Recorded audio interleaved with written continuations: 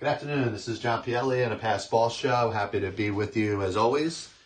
And this segment of the show, I'm happy to be joined by former Major League infielder Greg Pryor. And Greg has written a book called The Day the Yankees Made Me Shave. And those of you that have seen it on video, here's the book. You can get it on Amazon. And you can also get it off of GregoryPryor.com. And Greg's here with us. Thanks for being part of the show, Greg. Yeah, John, great to be here. I'm out here in California, out here visiting my daughter and her fiance, and I'm excited about baseball today, like I was when I played a long time ago. But I did see the Dodgers play the Mets too on Memorial Day, so it was a great day, and I'm excited to talk some baseball with you today. Hey, listen, obviously, for those that don't know much about your playing career, you started out, weren't really as noticed by scouts as a lot of the players that we see play in the game today. And obviously that's something that you were able to take with you. And I believe from, reading your book, and I think a lot of the readers will notice too, it kind of motivated you to have the success you did as far as being a major leaguer for 10 years. Yeah, it's funny. As part of the book, the 27 stories that I put in my book, I tried to touch on the hurdles that I went over to get to the big leagues, number one, because based on my opinion, it's kind of easy to get to the big leagues in a way. It's really hard to stay. There's a lot of guys that might get there and play a month or 2 months. They might play 1 year.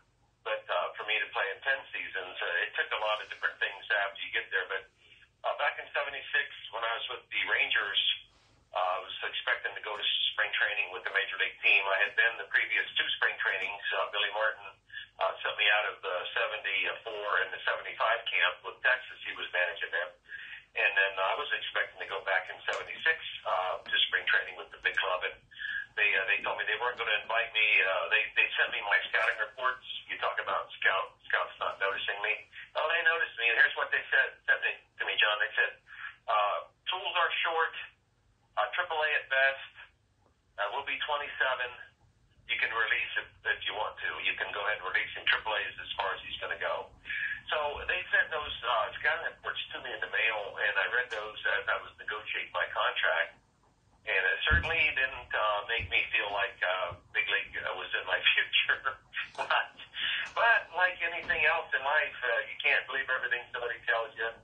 So it kind of inspired me to get really ready for the '76 season. I go to the AAA Rangers. I did go to AAA in Sacramento in the Pacific Coast League.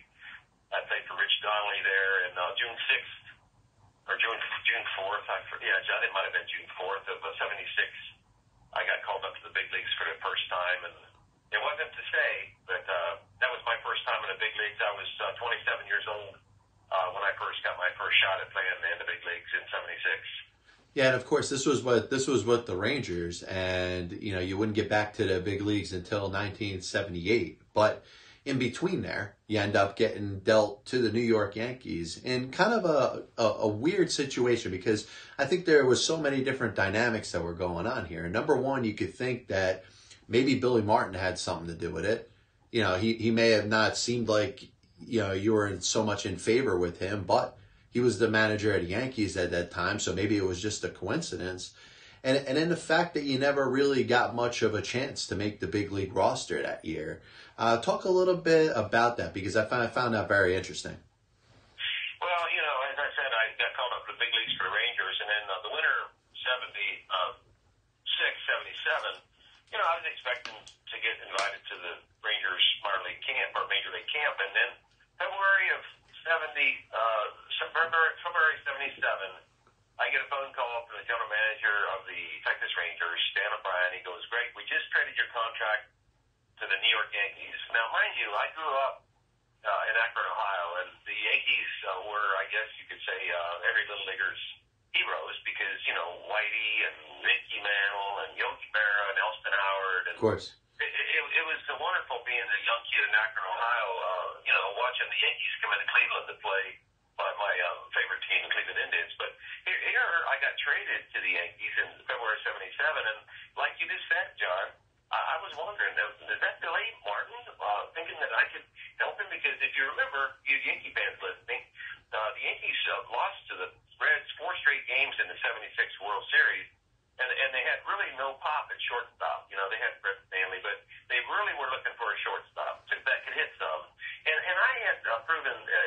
leagues. I was a decent hitter, had decent power, and decent fielder, So I go to Yankee camp there with Thurman Munson and Reggie and Catfish, thinking that the Yankees wanted me. Well, it didn't take too long for me to realize that I was not the favorite son. Billy Martin hardly even said hi to me. So I spent the whole month of 77 spring training with the New York Yankees, basically watching other guys get a chance to make the team. They broke camp. George Zeber was a backup infielder that they kept, and also Fred Stanley. And then right before the end of spring training, the Yankees traded for Bucky Dent. They sent Oscar Gamble, and I think they sent Lamar Hoyt to the White Sox. Or they sent Gamble and Hoyt to the White Sox in '77, and they got Bucky Dent. And that was basically the end of it for me, because I was sent out to Syracuse in AAA, and I was really, really not happy. It was going to be my third year in AAA, John, and I was broke, and I was 28, and I was like really not happy. And once again, we're joined by Greg Pryor. His book, The Day the Yankees Made Me Shave. You can get it off of Amazon. The thing that I found interesting about that, you think a team trades you, you could maybe say, hey, that team didn't want you anymore. But the other side of it is a team trades for you, so there should be some desire that you would figure that team would want you.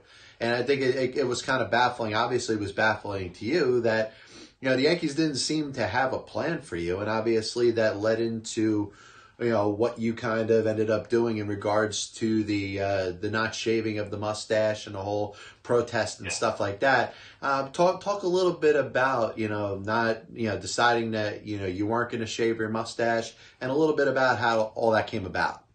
Yeah, and let me just touch on another reason why Billy Martin probably didn't like me in spring training in '77 is the following. It's my opinion. It's not, I don't know for a fact, because I never asked him.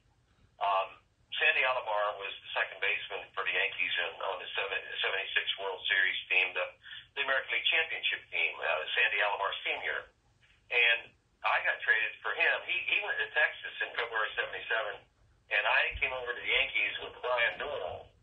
And I think it's my opinion that Billy Martin didn't want to trade Sandy Alomar. I think Gabe Hall, the general manager of the Yankees at the time, I think he traded Sandy Alomar for Brian Newell and myself without getting Billy's any input from Billy. And I think Billy, I might have held that against me. That's just a guess. But, I go down to a major league camp there, and I was all excited. I got it was a great learning tool for me, because I got to be around the guys that were making good money. Reggie had just signed the biggest contract in Major League Baseball history right before I signed.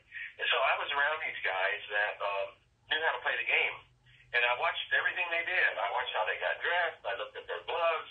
I watched how they got up to home plate. I watched everything they did, and it made me understand a little bit more about what it took to play in the big leagues, even though I wasn't getting the chance. And I was the kind of the guy, I wasn't really wanting to create any waves. So I didn't say nothing. I went to Dick Hauser, their base coach, and I asked him why I wasn't playing in spring training. Well, he said, Greg, I don't know. You have to go ask Billy. But after I got sent out to AAA, I knew that the Yankees didn't want me. I was trying to do everything I could to get traded or get released. I wanted to go somewhere else. I knew the Yankees didn't want me. So when I got to AAA camp, when they sent me out, I walked in, and the farm director said, you'll need to shave your mustache before you work out with your AAA team. And I said, well, why? He goes, because the Yankees have a no facial hair rule for the minor leagues.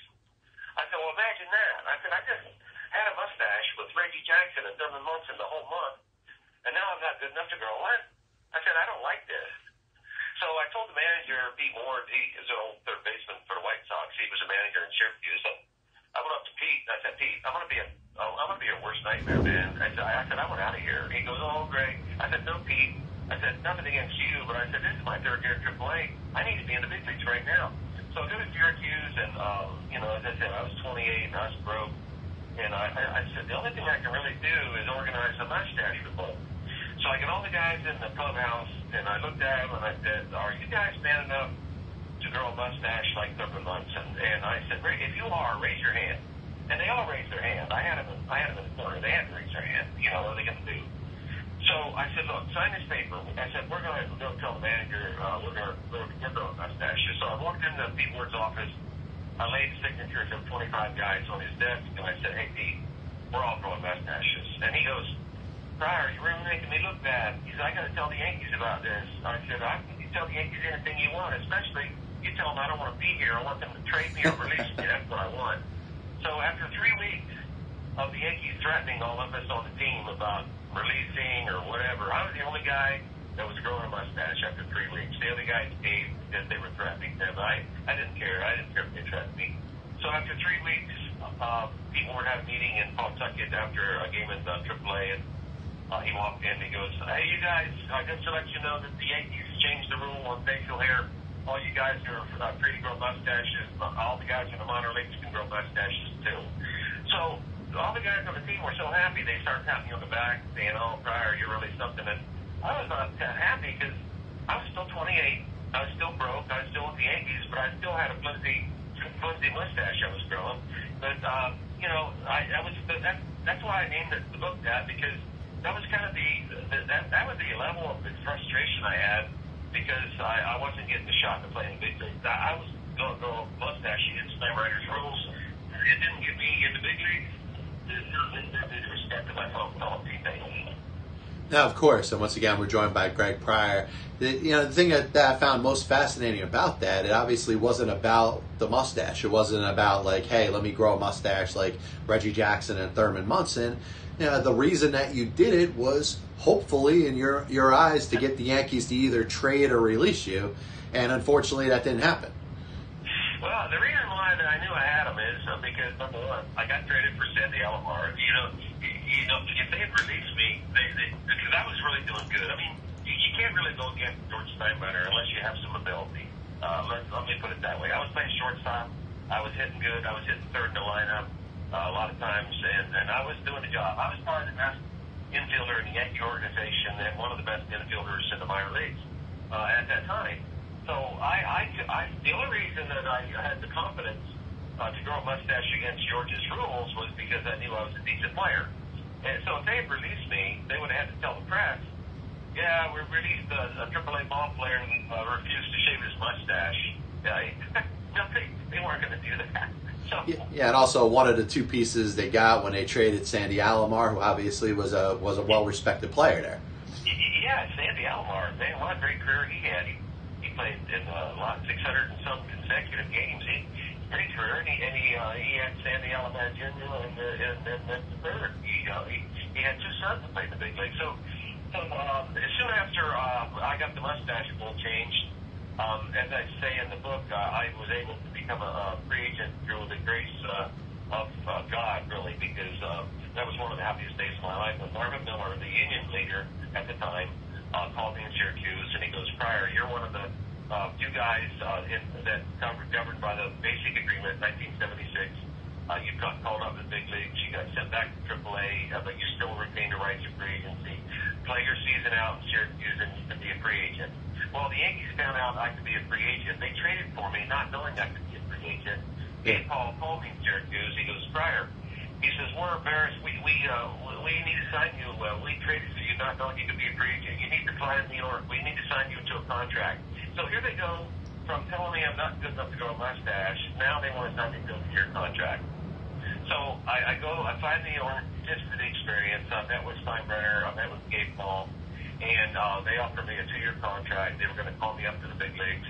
And I knew that the money that they were going to pay me, even though it was above the major league minimum, and I would have been rich instead of poor, I turned it down. I turned the 2-year contract down, and Steinbrenner called me a dumbass.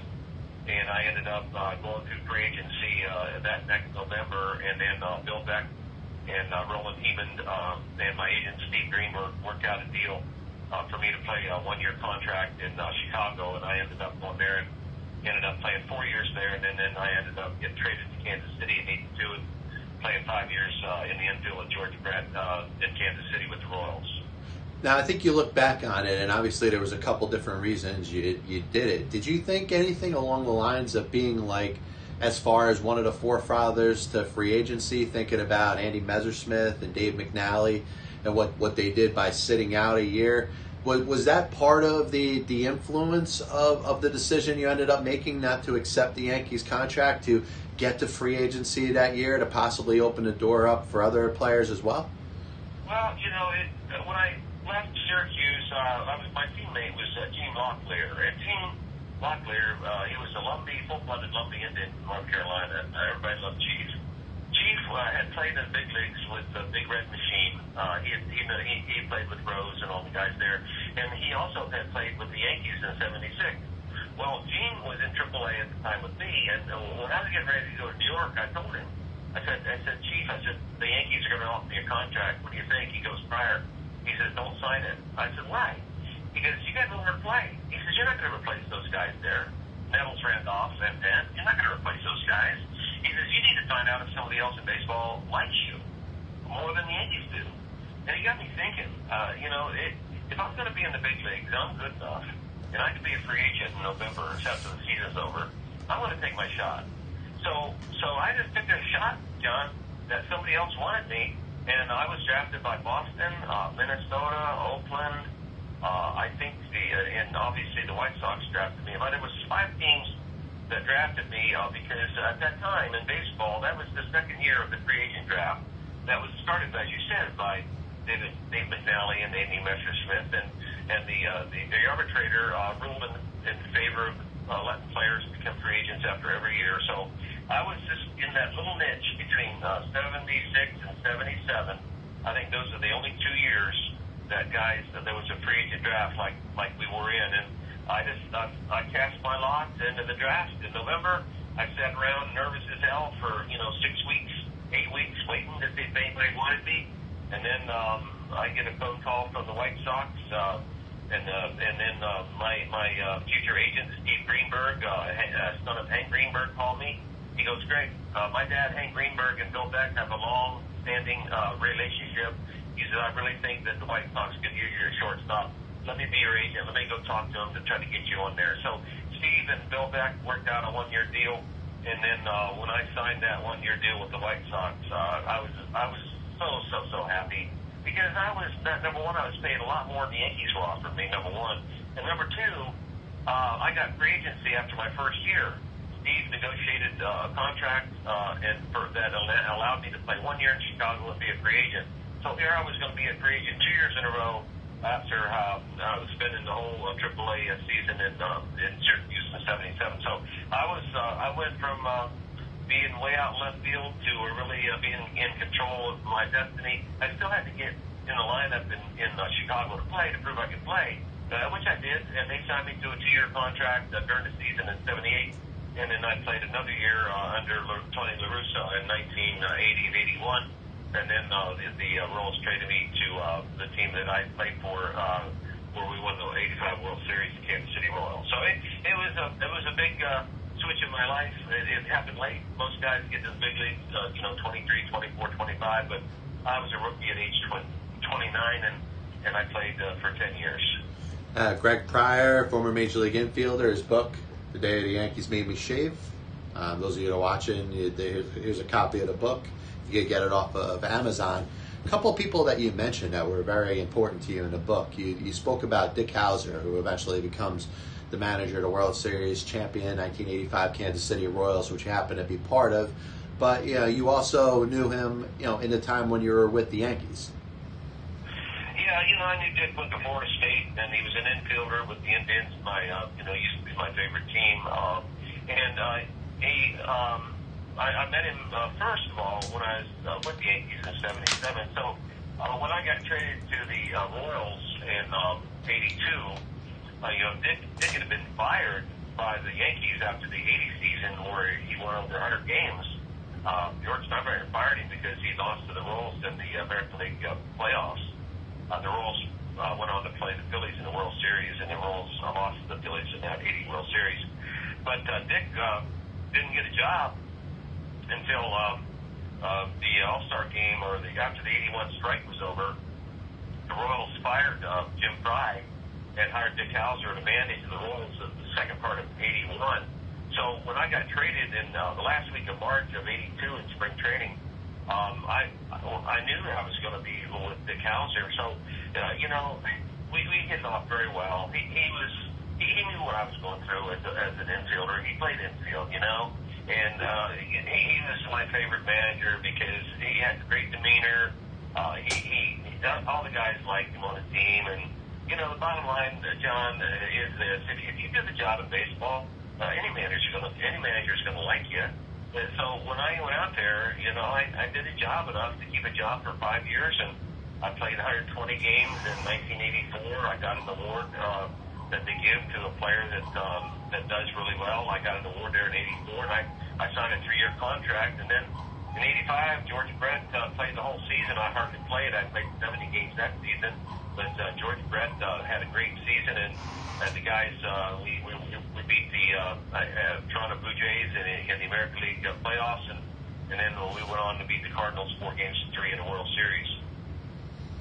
And Greg, now as you're going forward, you know, actually kind of going in back, you know, you end up mentioning a lot about Tony La Russa in your book. He ends up writing the forward for you. It didn't seem like you always saw eye to eye with him, but I would say for the most part, you'd probably say he was a pretty good influence on you as a manager, right? Well, you know, when he got hired as a manager in 1980 with the White Sox, I was 31, and I think he was 35.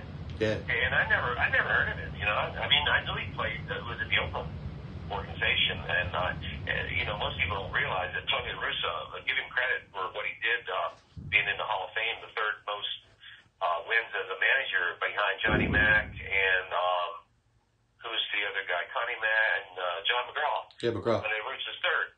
And Tony was a greenhorn, man. He didn't know squat hardly. He had a fire in his belly, but he wasn't an experienced major league manager, and we picked up on it right away because when Tony started out, he would want to argue out of the dugout, and he would turn around and look at the bench, and he would ask us if the guy was out or safe on his way out to argue. He didn't know which way he was going to argue. we got the biggest kick out of that. So Jim Morrison and I were on the bench one game, and I said, hey, if he asked us if the guy was out or safe, I said, you say out, and I'll say safe, and see what he does. But, you know, Tony, I give Tony credit for the following. He became a major league manager very young. He didn't have much major league experience, even though he played 14 years in the minor leagues, and he played like less than a half a season in the big leagues. This guy was a baseball guy. He became a great manager, and he had it in his heart to become a great manager. He was as intense as any manager I've ever been around, and he protected his players. And by that I mean this: you didn't screw with one of Tony La Russa's players, because he would remember it for a long time. He would get even, and I admire that as a manager, because if I had not been a manager, I probably would have been the same way. But you know, he won the American League. He got in the World Series. Well, he got in the American League playoffs in '83 in Chicago, and then he went on to Oakland. He won a World Series or two there. Then he went on to win the World Series there in St. Louis, and I gave him a lot of credit, man. He's a gamer, and when I called him up to write my forward, you know, it was like, you know, Greg, how can you call a Hall of Fame manager up? But I called him up and just said, hey, Tony, it's Pryor. I said, I'm writing this book. There's 27 stories about my career. You're in the book, and I said, I would like you to write my forward. And he asked me to send the manuscript to Boston, because he works for Boston now. I printed the manuscript out, sent it to him, because he likes to read stuff by hand. He doesn't like to read on a computer or on his phone or on Kindle, whatever. He wanted to read it doing the full turn the pages. Well, after he got done reading my 27 stories, he calls me up and he goes, hey, Pryor, you were getting sideways with me in your book, I see. And I knew when I sent it that I was worried of what he might think, because back in 1980, he pinch hit Minnie Minoso for me, and it kind of pissed me off, because Minnie was 55 and I was 34. I said, you know, I wrote about it in the book. The title of the chapter is The Day That Minnie Minoso Pinch Hit For Me. Well, Tony La Russa is the one that pinch hit for me. They wanted to get Minnie into 5 decades, and I thought it was a gimmick, and I told about it in the book. Well, Tony, in his forward, I told him, when he called me and told me, I said, look, Tony, you're writing the forward. It's not my forward. You write anything you want about whatever I wrote about you, or anything I wrote about in my book. You write the forward the way you want to write it. I don't care. Well, 5 pages. It's one of my favorite parts of the book. He come down hard on me, didn't he, John? Yeah, but he did it. He did it in an eloquent way. You know, it wasn't like he like kind of went off on you, but he was very eloquent in the way that he put it. And, you know, he certainly defended his position on pinch hitting Minnie Minoso. And I thought, I thought he gave a good counter argument to your argument. Yeah.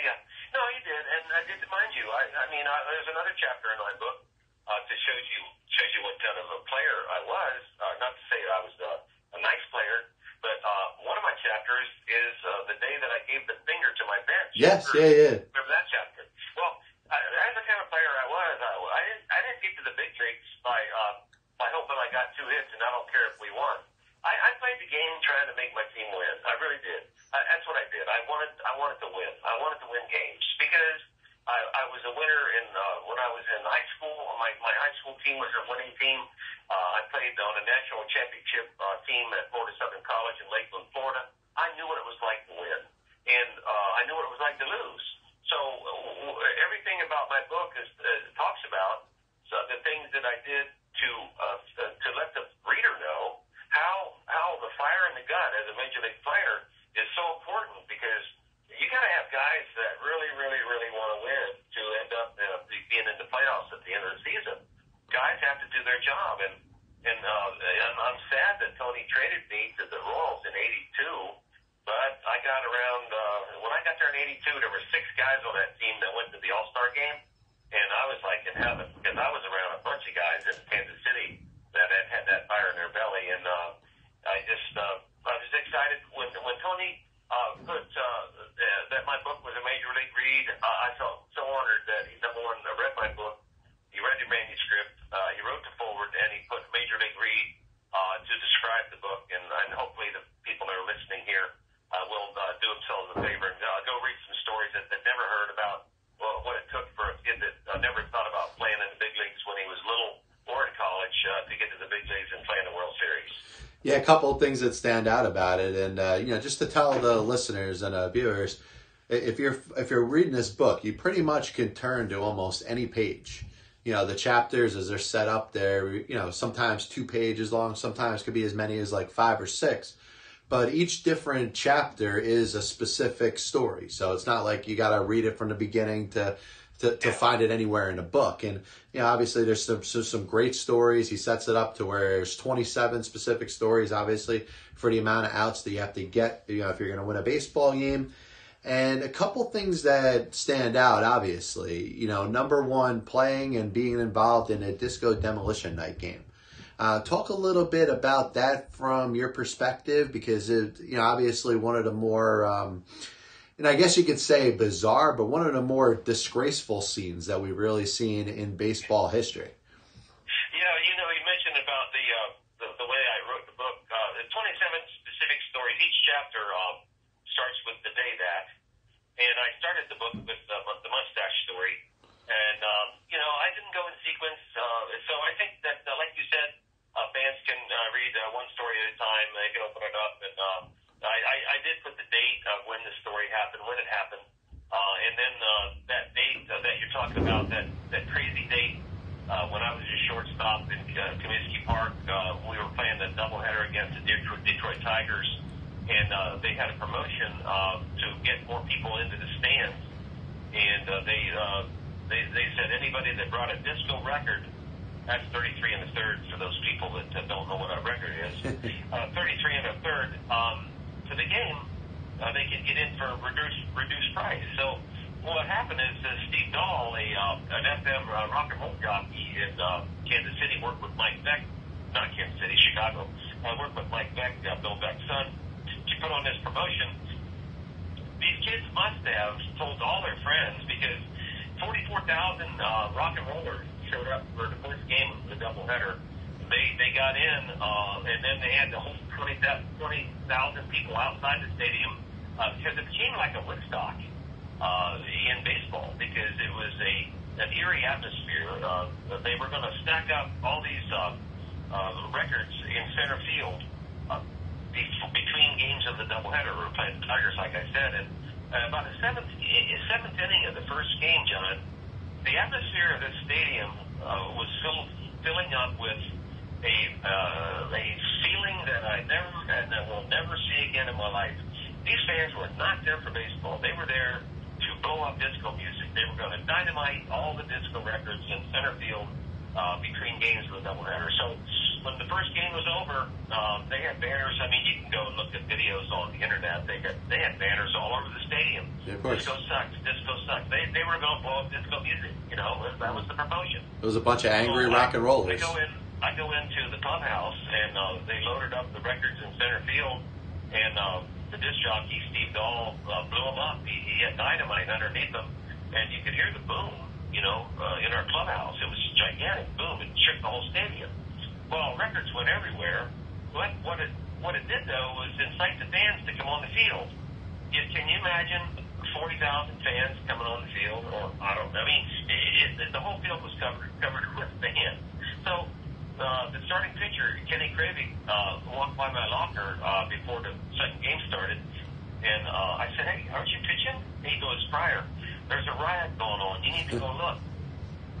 So I got my pants on, and I'm running down the clubhouse to go down to the runway to the dugout, and our equipment manager had a bat up over his head, and he was getting ready to hit a bunch of these hoodlums that were trying to storm our clubhouse that were part of the disco demolition mob.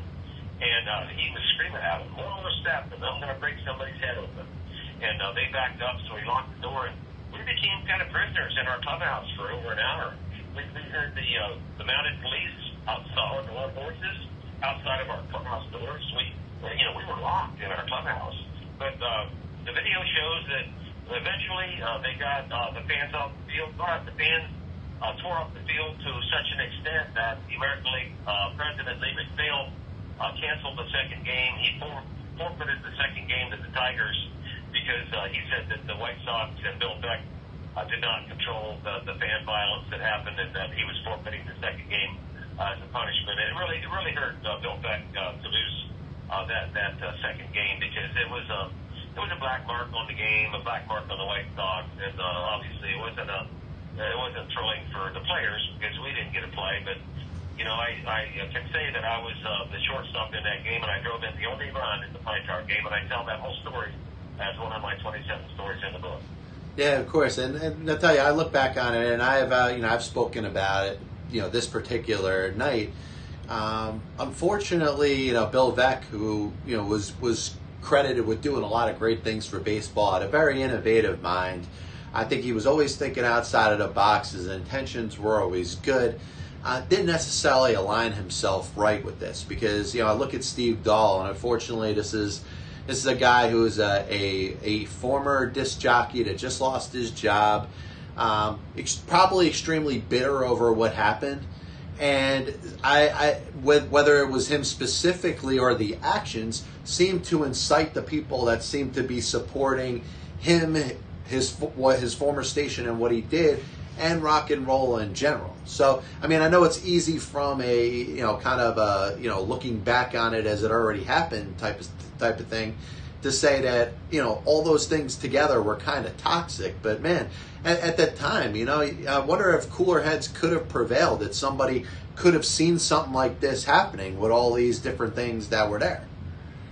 Yeah, it got so bad during that game that some of the fans snuck in 33 in the thirds, and they were sailing them on the field like frisbees during the game. They had to stop the game, and the grounds crew had to go out and collect 33 in the thirds off the field so we could even finish the first game. But it's so funny. We found pieces of the records on the fields for weeks after that. It was like 1,000 million small pieces of records out in center field, and as I said, it wasn't one of the best days in White Sox history, but I ask people now. I'm 69. It's happened a long time ago. This disco demolition happened in '79, and I ask people now. I said, "Have you ever heard of the disco demolition game?" So we need to keep it going. Fans out there that are listening to this, that remember that disco demolition, tell your friends it'll never happen again. Baseball really looks hard at giving away things at the gate now, where people can throw in the field. I was On a side note, I didn't put this in my first book, but I was in opening day for the Yankees in '78, and they handed out something to fans that come into the game. And on his first at bat, Reggie Jackson hit a home run. And can you guess what people might have thrown when Reggie hit that home run on opening day in Yankee Stadium back in 1978? Oh, the candy bars, right? The Reggie bars? He did the Reggie bars. Yeah, we had like 40,000 Reggie bars being thrown on the field. So I don't think baseball people give out things that people can throw on the field anymore because of these things. I know they don't give out candy bars anymore. Yeah, they did at Yankee Stadium for years. They did the Bat Day. I don't know if they still do that. But I don't know. You figure from security measures, I mean, maybe that would be restricted a little bit. But I know at least a couple years ago, maybe about 3, 4, 5 years ago, I do remember them having a Bat Day fairly recently. Yeah, Bat Day was always a big day. I remember going up to Cleveland when the Indians played on that big lakefront stadium. I had 80,000 seats. That was always a packed house when the Yankees played there on the weekends. And once again, joined by Greg Pryor. And one last thing I'm going to touch on, and then I'll allow you to say a couple things in regards to the best way for people to get your book and everything else that you're working on, and hopefully a little bit more about what you plan on doing, because it seems like, at least reading the book, it seems like you have almost a premonition that you do plan on doing another book, huh? Well, it's funny. The reason why I wrote the book is for my grandkids. I got grandchildren now, and my grandpa played in 1912 for a team in Duffy, Ohio. And all I have from my grandpa, my dad's dad, my grandpa Homer Pryor. Can you believe his name was Homer? Yeah. Anyway, all I have is a picture of him standing with his other teammates in 1912. So my youngest daughter, said, "Dad, if you don't write down some of your stories, someday nobody will ever know what you did either. You better start writing them out." So I started writing down these stories, and I got to 100 stories. And she said, "Dad, you can't put all the 100 stories in the book." I said, "How many do you think?" She says, "What about 27? It's like a baseball game." I said, "Okay, let's do 27." So we did 27 for the first book, and now I've got 27 already ready to go for the second book. My first book only came out like 2 to 3 months. It's only been out for a little bit. I've got 50 hardbacks left. I'll autograph and sign to anybody that wants to order off of GregoryPryor.com, or they can download them on Amazon, like you said. But as soon as I get my other hardbacks done, I'm probably going to start writing my second book, because some of the stories that didn't get in my first book, I really wanted them in there. And she said, "Dad, just save some of these stories for your second book." So, yeah, I've got another book planned, and hopefully the first book will get some play out there, and hopefully people will be able to, get it and enjoy it. And I think any baseball fan, no matter what team they're with, I have Yankee stories in there. I've got Ranger stories. I've got White Sox and Royal stories. So, but any baseball fan would like it, because it just happened to be, what happened on 27 specific days in my career. We haven't even talked about the Pine Tar. I played in the Pine Tar game, and if people want to read about what happened, they can get the book and read it. Yeah, and I tell you, whether you wrote 50 stories, there probably would have been that 51st that's stuck out there. If you wrote 7 stories, there would have been that 8th. So you decided to put 27 stories in there. What was that one that just missed out? What was that one that you really wanted to get in there but had to limit it to 27? Would have been the next one that you put in? Yeah, it's hard to, there's a number of them. I'm telling you, it's not like I got the best stories in the world, but they're really good to me because I was there. Of course. I got in a fight with Earl Weaver in Baltimore one time. I didn't put that in the first book. When I was 19, I dislocated my shoulder when I was playing summer ball up at the college league in Harrisonburg, Virginia.